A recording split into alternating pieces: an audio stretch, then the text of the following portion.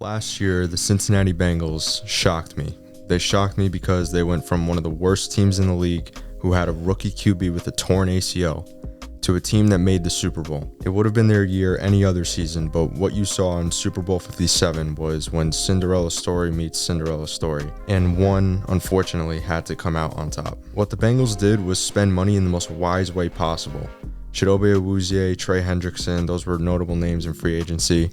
They took Jamar Chase because they knew, like the Vikings knew with Justin Jefferson, that even though they had problems on their line, one rookie lineman was not going to transform their entire offensive line or offense, but a receiver can transform our entire offense, and they're absolutely right to think that, and they are smart for making that move because it clearly did. Miami, in my opinion, is this year's Bengals with a little extra. Tyreek Hill is their version of the Jamar Chase pick, and they gave Tua an all-pro beast at left tackle in Teron Armstead, and they just got Bradley Chubb in a huge move for them in free agency.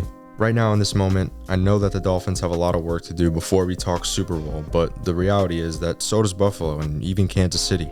No team is perfect right now, but Miami just has something going for them that other teams across the league, I don't feel like they do, and I can explain that fully. So first off, when you think of the most dangerous running game in the league in terms of player versatility and formations, you think of the San Francisco 49ers with Kyle Shanahan, who, if you remember, took Mike McDaniel every single stop he made as an assistant and head coach. In San Francisco, McDaniel was the 49ers run game coordinator and offensive coordinator, where he was the co-producer, so to speak, to that ever-changing run game. So for one, the Dolphins now have that kind of advantage, which Kansas City, Buffalo, and other AFC teams just don't have. McDaniel doesn't just have a heart for the running backs, though. He has that same talent to draw receivers open in the passing game, but the difference is he has Tyreek Hill and Jalen Waddle. Those are the two fastest receivers in the league. So it's also an offense that has the ability to score a touchdown in 12 seconds. Kansas City is fine without Hill because Andy Reid will never need the holy grail of talent to make an offense work with Patrick Mahomes. But there is no doubt Tyreek Hill made them a more explosive offense on a consistent basis. He's one of those skill players that you put them on a terrible team and they won't be held down by other players' limitations. Put them on Houston, their offense would change drastically from one of the worst to arguably a top 16 unit. All it takes is one player to make defenses play you in a way that they don't want to. The next piece of the puzzle is the addition of Bradley Chubb, and if you watched any highlights of the Miami defense on Sunday, you could see the difference from a mile away. Miami was killing Cleveland so bad. Every time Brissett looked to pass, he was on the ground before he could even get to his second read. The last piece of the puzzle is Tua. For 3 straight games, Tua's had 3 passing touchdowns, no interceptions, and a passer rating of 135 or better for 3 straight games. Tua is just dealing. If a physical feature like being able to scramble or throw off balance, 80 yards, etc., if it's not clear and obvious on the TV screen, you can pretty much guarantee people are going to create a limited narrative for that kind of quarterback. They analyze what's easy to analyze. You think sports critics sit at their house and watch all 22 film for 5 hours to understand a quarterback? No. But you know what really makes my mind explode, and I hate it? It's when people say he can't make all the throws, or they question, can he make that big time throw? Can he make it late? If you are a starting quarterback in the NFL, you can make all the throws. You can throw downfield, back shoulder. You can throw a timing route on 3rd down. Throws under pressure. You're not going to hit all the throws every time, but if you couldn't make them in the first place, you would not have a job that only 32 people on this planet are qualified to have. Tua is better than a lot of people thought, and he is the reason why Miami has 7 wins, and he's the reason why they have 3 losses because he didn't play in their 3 losses. I want to get into detail about McDaniel and what he likes to attack and exactly how that makes the offense so dangerous. So we'll take a look at the beatdown they put on Cleveland Sunday. The Dolphins, for the most part, love to pick apart teams over the middle. One of the ways that they do that so effectively is the motion you see on this play with Tyreek Hill. Not only does it give the fastest player in the NFL a head start, but it makes every defender near him hesitate for just a split second. It makes them a little too aware of where Tyreek might be going and a little less aware of Waddle, Sherfield, or Gesicki. Even if it's just for a moment, it opens up enough space for just a second. Miami also loves the RPO. It's been shown many times in their offense as they run it multiple times a game, multiple times a drive even. You can do it, but it doesn't mean that it will work.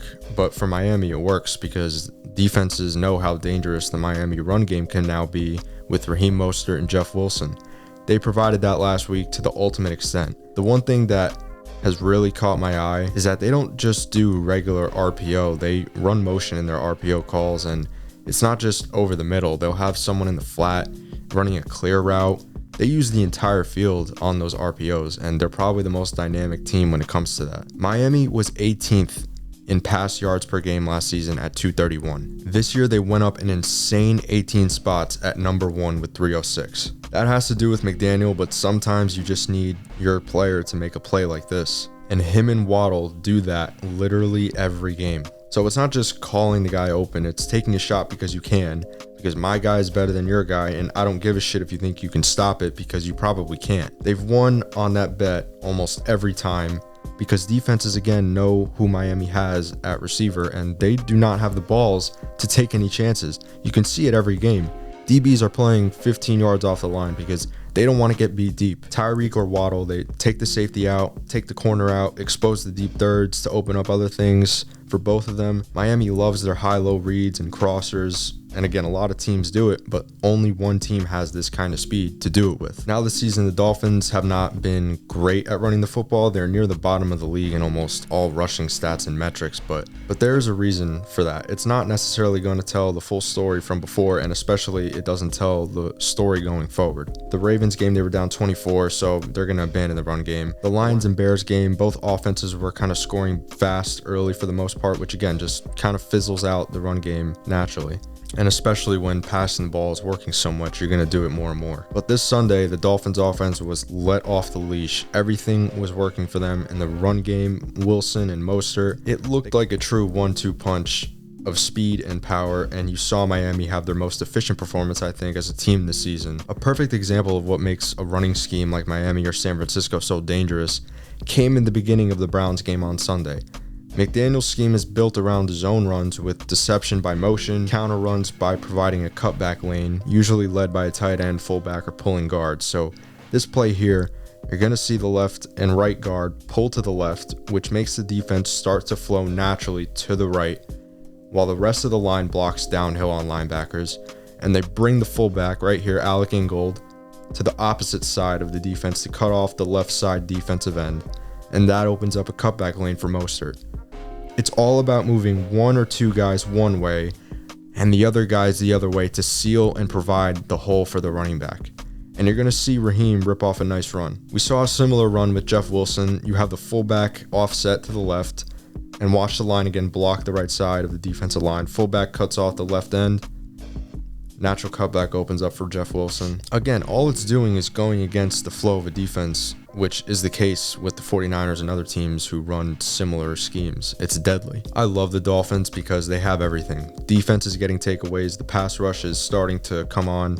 Teams are scared of their receivers, and defenses are going to start to see the run game come on. But most importantly, what really makes me put this team as my now Super Bowl favorite in the AFC is their quarterback. He's awesome. He's accurate. He doesn't get nervous ever, and he makes the right decisions. He really never gets fooled, just like some of the greats. When you have Hill and Waddle, you can complete a 24-point comeback in the fourth quarter. When you have Bradley Chubb and Jalen Phillips, you can smother Mahomes and Allen. When you have running backs who are led by a mastermind run designer, you can close games out. And when you have a quarterback who can run the offense with command and make the right choices, you're almost unstoppable. With Tua, Miami has been literally unstoppable.